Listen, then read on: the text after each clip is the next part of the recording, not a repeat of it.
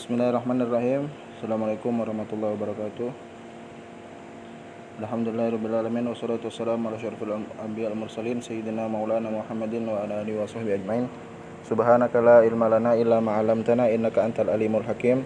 Rabbi shrah li sadri wa yassir li amri wa hlul 'uqdatam min lisani yafqahu qawli wa saddid lisani bi jahi sayyidina Rasulillah sallallahu alaihi wasallam.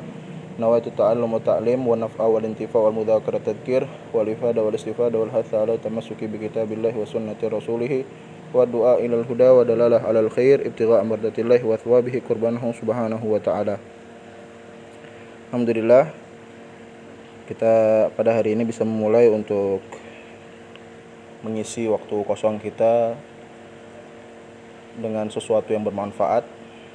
Mudah-mudahan niat ini dibarengi dengan keikhlasan sehingga mendapatkan manfaat yang banyak dan juga ilmunya bisa masuk ke dalam otak kita, ke dalam hati kita, sehingga menggampangkan juga untuk menghadapi pelajaran yang akan dihadapi nanti ketika sudah pulang ke pondok.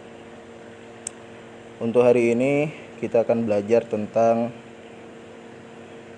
jumlah mufidah dalam pelajaran nahwu. Apa itu jumlah mufidah? Dari kalimat apa saja terdiri jumlah mufidah itu? Contoh-contohnya serta faedah-faedahnya akan kita bahas pada kali ini. Pelajarannya pun adapun pelajarannya kita bawa santai, sesantai mungkin. Tidak usah terlalu mendalam. Ini sekedar untuk memahamkan saja, dan yang bagi yang paham untuk refresh, untuk merefresh setelah lama mungkin sudah tidak mengkaji ulang lagi, tidak mengulangi, tidak mutolaah lagi. Nah, kita gunakan waktu ini untuk refresh lagi supaya segar lagi kembali ingatan kita kepada pelajaran-pelajaran yang sudah lewat. Jumlah mufidah, al-jumlatul mufidah, untuk kita pelajari di halaman pakai kitab Nahwu al-Wadhih yang sudah ana sebarkan. Kitab Nahwu al-Wadhih itu halaman 11. Dan kitab jumlahnya ini ada di kitab Nahwu al-Wadhih yang juz 1. Coba ente lihat, itu ada 3 juz. Nanti ambil yang juz 1. Juz 1 itu halaman 11, al-jumlatul mufidah. Sudah? Ya, di situ membahas tentang apa itu al-jumlah al-mufidah, pengertiannya. Untuk pertama kali kita jelaskan al-jumlatul mufidah. Jadi ada 2 kalimat di situ, al-jumlah dan al-mufidah. Yang pertama kali al-jumlah. Apa itu al-jumlah? Al-jumlah itu bukan seperti di bahasa Indonesia, jumlah itu hasil pembagian 1 tambah 1 jumlahnya 1 bagi 1 kali 1, 1 kali 2, 10 kali 10 umpamanya jumlahnya itu, atau jumlah anggota kelas awal ibtida'i ba 60 orang. Tidak seperti itu. Jumlah di dalam bahasa Arab ini adalah susunan kata-kata yang al-mufidah, yang memberikan faedah atau yang memberikan manfaat atau yang bisa memahamkan. Jadi terdiri dari 2 kata tadi, al-jumlah dan al-mufidah. Jadi al-jumlah itu kalimat mufrad. Jumlah kalimat mufrad. Jumlatun. Jamaknya apa? Yaitu jumalun. Nanti kita akan kasih di video tulis penulisannya, atau nanti kita di video. Sekarang ini hanya khusus suara saja untuk penjelasannya. Al-jumlatu, jamaknya jumal. Ustaz Hasan Basri itu punya kitab namanya I'rabul Jumal. Jadi mengi'rab kalimat-kalimat, mengi'rab kata-kata dalam bahasa Arab. I'rabul Jumal namanya. I'rab jumlah-jumlah. Jadi ada jumlah-jumlah yang di-i'rab sama beliau di situ. Jumlatun artinya susunan kata, istilahnya seperti itu, kata-kata gitulah. Al-mufidah yang memberikan manfaat, yang mempunyai arti. Jadi bukan hanya kata-kata saja, tapi yang mufidah, dari kalimat afada yufidu ifadatan, memberikan faedah, memberikan arti, memberikan manfaat.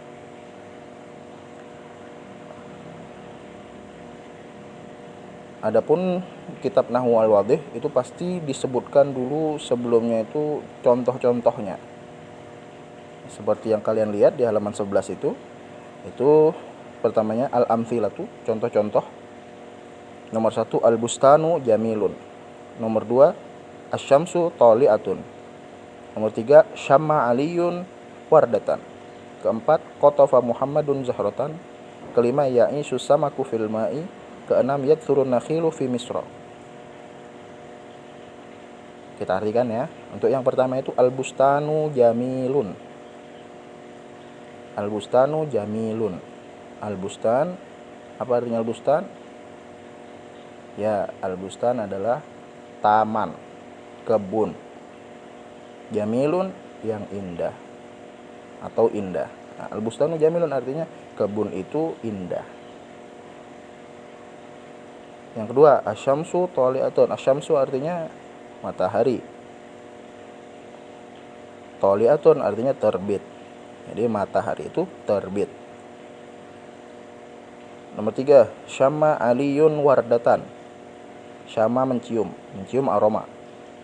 Untuk mencium itu ada dua, syamma dan qabbala. Adapun syamma itu mencium tapi mencium aroma. Kalau qabbala itu mencium seperti mencium kedua orang tua, mencium dengan anggota badan dengan bibir. Kalau syamma itu mencium dengan hidung, dengan aroma. Syamma aliyun wardatan. Ali mencium bunga mawar, wardah bunga mawar. Jadi mencium aroma bunga mawar. Nomor 4 qatafa Muhammadun zahratan. Muhammad memetik. Qatafa artinya memetik. Qatafa memetik. Muhammadun, Muhammad, zahratan bunga. Muhammad memetik bunga. Nomor 5 ya'isu samak fil ma'i. Ya'isu dari kalimat asya ya'isu, hidup. As-samaku artinya as-samak, ya ikan. Ya'isu samaku fil ma'i. Ikan hidup fil ma'i. Alma, apa artinya alma? Air. Ya, jadi artinya apa? Ikan hidup di air. Nomor 6 contohnya yakthurun nakhilu fi misra. Yakthuru banyak. An-nakhilu artinya apa? Makanan yang dipakai biasanya untuk buka puasa, disunahkan itu ya kurma. Jadi kurma itu banyak, yakthuru fi misra, di Mesir. Nah, dari contoh-contoh, adapun dari contoh-contoh yang 6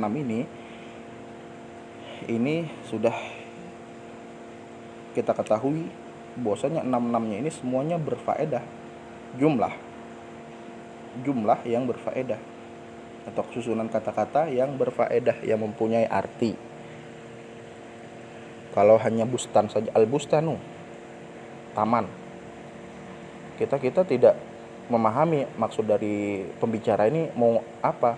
Al-bustanu saja kita paham artinya, cuma tidak memberikan faedah, memberikan manfaat atau memberikan arti yang sesungguhnya.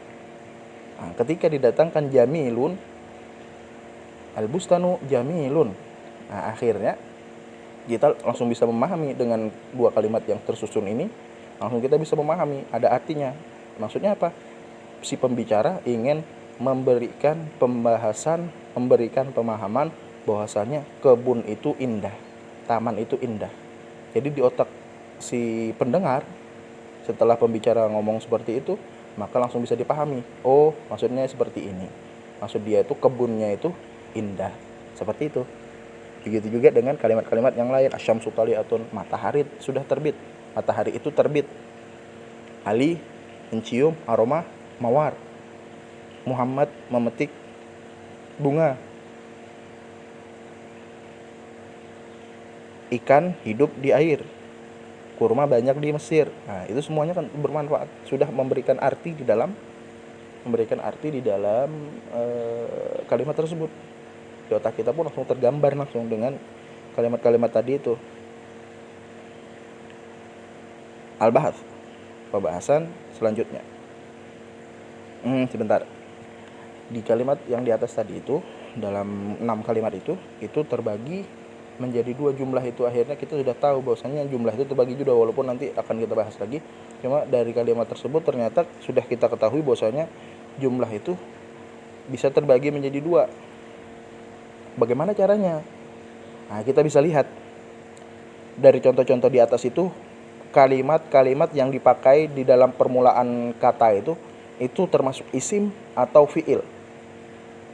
Termasuk isim atau fiil. Kalau di dalam penggunaan awal kalimat tadi itu adalah berupa isim, maka nama dia itu nanti akan berubah, punya nama sendiri namanya. Karena dimulai dengan isim, maka namanya jumlah ismiyah. Sekali lagi namanya jumlah ismiyah. Ingat-ingat, ini namanya jumlah ismiyah karena diawali dengan isim. Contohnya mana? Contohnya nomor 1 dan nomor 2. Al-bustanu itu adalah isim. Al-bustan isim. Terdiri dari kalimat mubtada dan khobar itu. Al-bustan mubtada, jamilun khobar. Jadi terdiri dari mubtada dan khobar, itu namanya jumlah ismiyah. Permulaan kata yang dimulai dengan isim, yaitu mubtada, akhirnya isim, yaitu khobar, maka namanya jumlah ismiyah. Itu sudah dari sana, dari awal kitab nahwu itu dimanapun kita belajar itu jumlah ismiyah itu yang diawali dengan isim. Biasanya mubtada dan khobar, susunannya itu mubtada dan khobar. Al-bustanu jamilun. Yang kedua juga contohnya itu asyamsu taliatun. Asyamsu fi'il isim juga.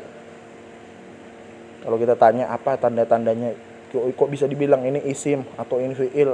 Nah, salah satu tandanya kenapa itu bisa dibilang isim? Ya salah satunya bisa kita ketahui ya dari hafalan kita, asyamsu itu matahari kan benda. Isim itu kata benda. Terus al-bustanu juga kata benda, benda yang bisa kita lihat. Nah, itu namanya isim, benda.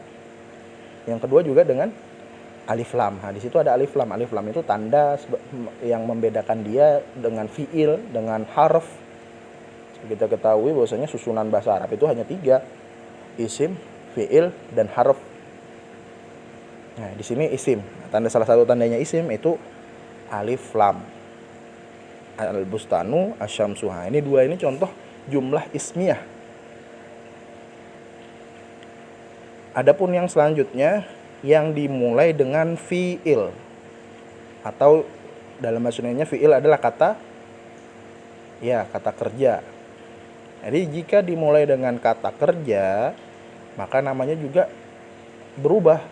Kalau tadi yang jika dimulai jumlah tadi susunan kata dimulai dengan isim, maka namanya jumlah ismiyah. Jika dimulai dengan fiil, maka namanya jumlah fi'liyah. Sekali lagi namanya jumlah fi'liyah. Jadi ada 2, jumlah ismiyah dan jumlah fi'liyah. Nah, ini jumlah fi'liyah yang dimulai dengan fi'il. Di sini kita di contohnya syamma aliyun wardatan. Ali mencium aroma mawar. Walaupun kita dalam pengertian bahasa Indonesianya kita sebutkan Ali dulu ya, karena di susunan bahasa Indonesia itu subjek, predikat, objek. Kita kenal dengan susunan SPO. Subjek, predikat, objek. Jadi kalau kita mengartikan ya tetap harus pakai Ali dulu, walaupun permulaan kalimatnya itu berupa fiil. Nah, yang kita lihat adalah susunan fiilnya. Susunan fiilnya itu susunannya berawalan adalah fiil, yaitu syamma. Syamma yashummu syamman. Itu fiil. Yang dipakai di sini adalah fiil madhi. Untuk merefresh lagi, fiil itu ada berapa? Ada fiil madhi, fiil mudhari, fiil amr, fiil nahi. Ya. Nah, di sini nih fiil madhi yang dipakai. Fiil madhi yang menunjukkan sesuatu yang sudah lampau, yang sudah dilakukan. Fiil madhi di sini yang dipakai syamma. Syamma aliyun wardatan. Nah, di sini permulaan kalimatnya berupa fiil, mau itu fiil madhi, fiil mudhari dan fiil lainnya, tapi dimulai dengan fiil. Nah, kalau yang dimulai dengan fiil, maka namanya jumlah fi'liyah dan susunannya itu biasanya fi'il, fa'il, maf'ul, atau cuma fi'il, fa'il gitu saja. Fi'il, fa'il, maf'ul. Nah, fi'il, fa'il di sini. Di sini mana fi'ilnya? Syamma. Fa'ilnya ada, yaitu kalimat setelahnya, aliyun. Wardatan jadi apa? Jadi maf'ulun bih, maf'ul bih, yang dikenai pekerjaan seperti yang sudah kita pelajari di kelas 1. Di pelajaran pertama itu pelajaran tentang fa'il, tentang maf'ul bih. Di situ ada. Nah, ini syamma aliyun wardatan, susunan fi'il, fa'il, maf'ul. Ini namanya jumlah fi'liyah, susunan kata tapi yang dimulai dengan fi'il. Nah, beda ya. Tadi yang pertama namanya jumlah ismiyah, yang ini jumlah fi'liyah karena dimulai dengan fi'il. Nomor 4 juga contohnya, qatafa Muhammadun zahratan. Muhammad memetik bunga. Kita tetap mengartikan kalau bahasa Indonesia tetap kita dahulukan Muhammadnya dulu. Jangan memetik Muhammad zahratan, sekuntum bunga umpamanya. Tidak seperti itu. Yang harus kita terjemahkan yang sesuai dengan kalimat bahasa Indonesia harusnya subjeknya dulu. Muhammad. Jadi Muhammad memetik bunga. Qatafa di sini Muhammad. Qatafa di sini fi'il. Nah, qatafa di sini fi'il. Karena dia fi'il madhi, maka namanya juga jumlah fi'liyah. Qatafa Muhammadun zahratan fi'il, Muhammad fa'il, zahratan maf'ul bih. Gitu juga ya'ishu samak, yakthurun nakhil. Ya'ishu fi'il madhi, asya ya'ishu, samak fa'ilnya. Ya'ishu samak, fi'il fa'il. Yakthurun nakhil, yakthuru banyak. An-nakhil kurma. Nah, jadi ya'ishu samak, fi'il fa'il, yakthurun nakhil, fi'il fa'il. Seperti itu ya. Nah, jadi dari contoh-contoh ini sudah terbagi menjadi dua. Penjelasannya sudah bisa kita pahami bahwasanya fa'il itu terbagi menjadi jumlah itu terbagi menjadi dua, jumlah fi'liyah dan jumlah ismiyah. Terus kita baca pembahasan yang di bawahnya itu. Al-bahas. Kembali lagi ke halaman 11. Idza ta'ammalna tarkib al-awwal wajadnahu yatarakkab min kalimatain. Jika kita lihat, kita cermati lagi tarkib yang pertama yaitu al-bustanu jamilun, itu wajadnahu yatarakkab min kalimatin. Kita dapati dia tersusun, tarakkaba yatarakkabu, tersusun min kalimatin, terdiri dari dua kalimat. Ihdahuma al-bustan wa tsaniyah jamilun. Yang pertama namanya bustan, yang pertama kalimat bustan, dan yang kedua kalimat jamilun. Fa idza akhadna al-kalimah al-ula, kalau kita tarik kalimat yang pertama tadi itu. Wahdaha, kita ambil dia sendiri. Bustan kita ambil, kita tarik. Wahya al-bustan, dan itu adalah kalimat bustan. Lam nafham ila ma'nan mufradan la yakfi lit takhattub. Maka kita tidak akan memahami kecuali makna mufradnya saja, makna kalimat itu saja, makna kata itu saja. Al-bustanu, taman, kebun. Layak filit takhattub, di dalam pembicaraan tidak cukup.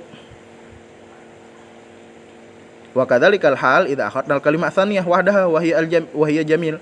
Begitu juga keadaannya jika kita mengambil kalimat yang kedua. Ngambil kalimat yang kedua itu aja, yaitu kalimat jamil. Sama aja, kita nggak cukup. Itu cuma kita akan memahami secara mufradnya saja, makna mufradnya saja. Artinya indah, bagus. Ya, tapi tidak cukup, di dalam pembicaraan itu tidak memahamkan. Walakinna, akan tetapi idza dhammamna ihdal kalimatain ilal ukhra ala nahwi alladhi fi tarkib, akan tetapi jika kita gabung salah satu kalimat tadi itu kepada yang lainnya, kalimat bustan kita gabung kepada jamil, al-bustan kita gabung sama jamil, ala nahwi alladhi fi tarkib, dalam contoh yang di tarkib tadi itu, dalam contoh di susunan kata, maka kita bilang waqulna al-bustanu jamilun. Kita katakan al-bustanu jamilun, kalimat sempurna.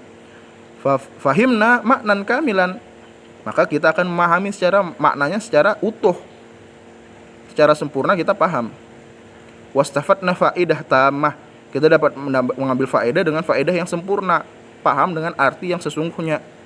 Wahya ittisaful bustan bil jamal, yaitu mensifati al-bustan, kebun, bil jamal, dengan keindahan.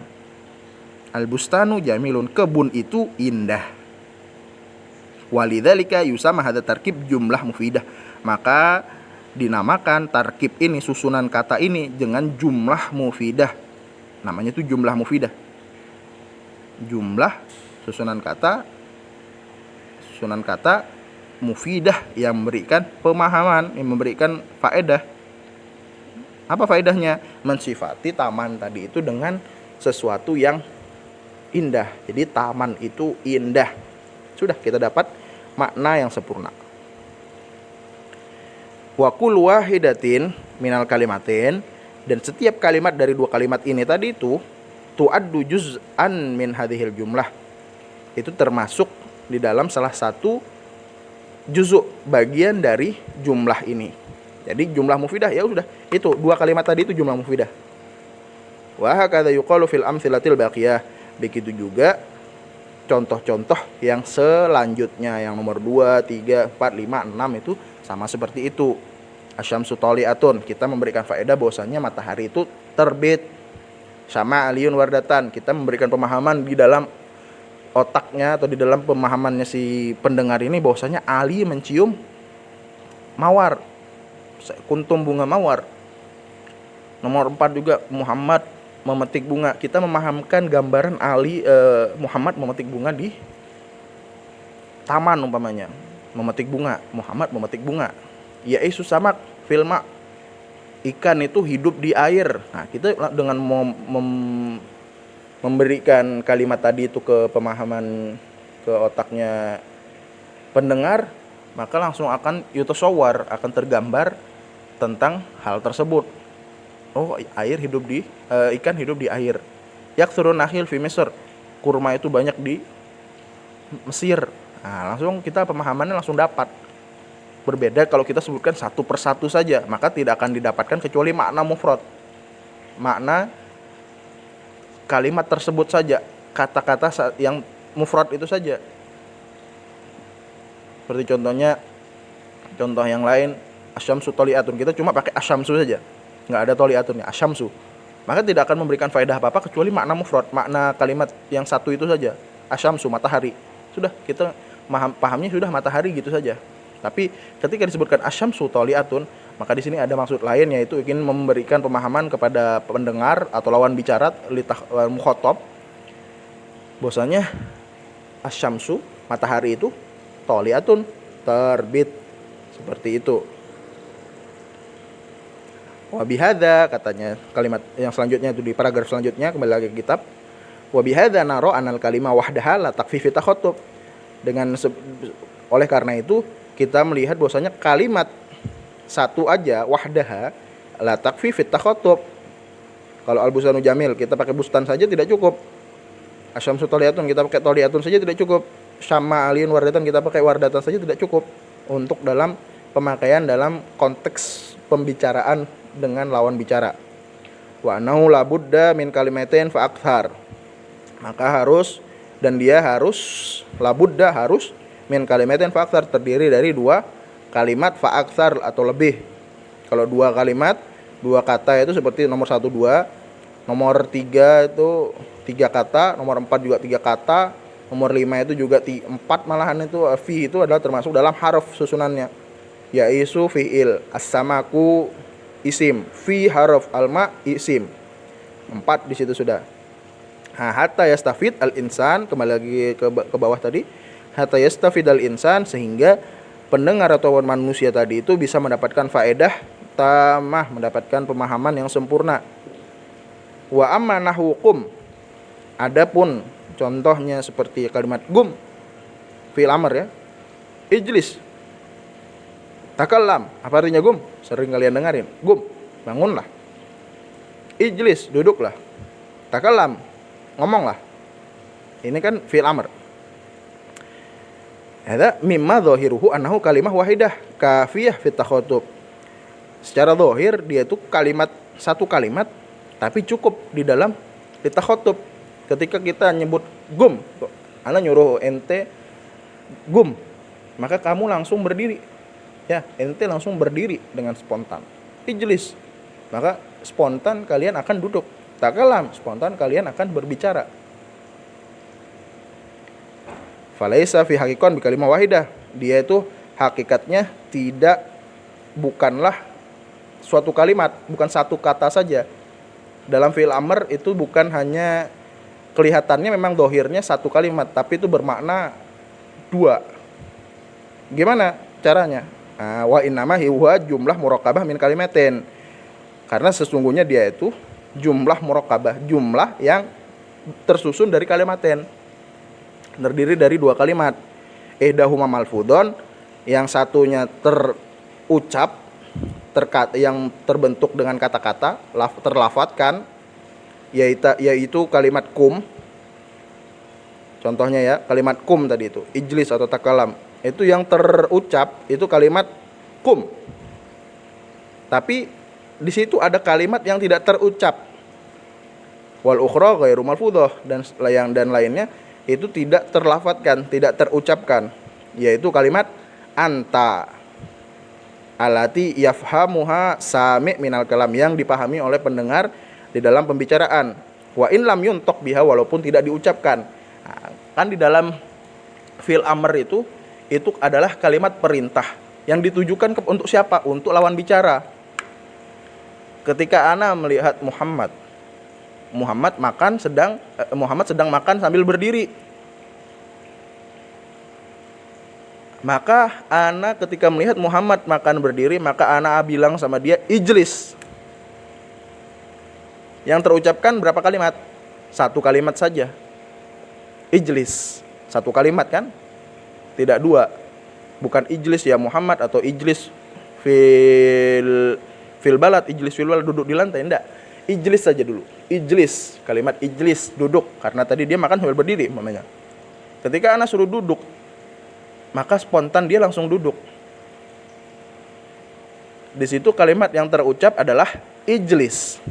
Tapi ada kalimat yang tidak terucap. Maka ini bisa dinamakan juga jumlah mufidah. Walaupun satu kalimat, tapi dia bisa jadi jumlah mufidah. Di situ ada ijlis, tapi ada sesuatu yang tidak terucap, yaitu kalimat anta, yang terkandung di dalam kalimat fi'il amr. Karena fi'il amr itu gunanya untuk memerintahkan lawan bicara. Jadi lawan bicara kita ketika kita mengucapkan ijlis, takalam atau kum, hakikatnya di situ walaupun kelihatannya satu, tapi bisa bermakna dua kalimat, terdiri dari dua kalimat, yaitu ijlis anta, kum anta. Tapi antanya tadi itu sudah terkandung di dalam kalimat tersebut, ya. Jadi itulah dari penjelasan tentang jumlah mufidah. Qaidahnya di sini at-tarkib alladzi yufidu faidah tamma yusama jumlah mufidah wa yusama aidan kalaman. Itu tarkib yang memberikan manfaat atau memberikan arti sempurna, itu namanya jumlah mufidah atau biasa kita sebut sebagai kalam. Nomor 2, al-jumlah mufidah qad tatarakkab min kalimatain. Jumlah mufidah itu kadang-kadang tersusun dari dua kalimat. Wa qad tatarakkab min aktsar. Kadang juga tatarakkab tersusun dari kalimat yang banyak. Wa kullu kalimah fiha tu'addu juz'an minha, dan setiap kalimat di dalam jumlah tadi itu dianggap sebagai satu bagian dari yang lainnya. Ya, itu pembahasan tentang jumlah mufidah. Kenapa ana bentuk di dalam bentuk seperti suara ini, atau nanti kapan-kapan kita bikin videonya juga sambil ana memberikan contoh supaya bisa diulang-ulang. Kalau pakai video call sepertinya pemahamannya pada saat itu saja. Tapi dengan pakai video insya Allah atau dengan suara bisa diulang-ulang lagi ketika belum paham, bisa diulang lagi ketika belum paham, bisa diulang lagi, seperti itu.